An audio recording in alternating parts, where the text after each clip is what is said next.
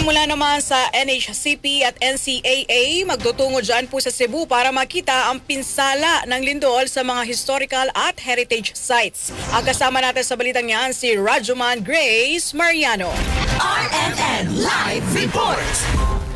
Magpapadala nga ng team sa Cebu ngayong weekend ang National Historical Commission of the Philippines kasama ang National Commission for Culture and the Arts.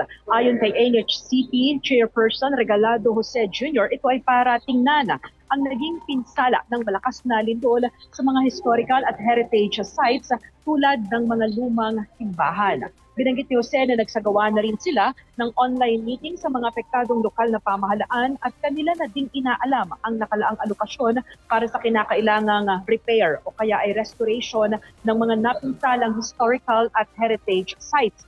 Agad ding nagbigay ng payo si Jose na ikordon muna at huwag puntahan ng mga tao ang napinsalang mga makasaysayang istruktura dahil baka may mga debris na bumagsak dito at baka din may mga bahagi nito ang mawala.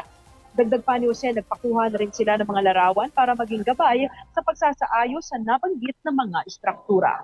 Naglalabas kami ng mga recommendation sa aming Facebook tungkol sa anong mga unang dapat gawin pag may ganyan lindol. No? So, first of all, i-cordon off ang area, walang dapat pumasok kasi may malaking chance na may bumagsak.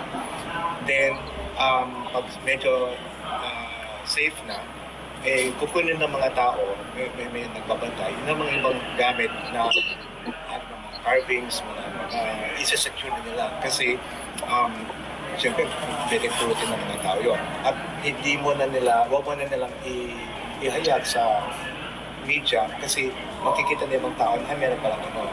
So, as much as possible, maraming documentation pagitan ng video o ng picture taking yung damage po ng simbahan.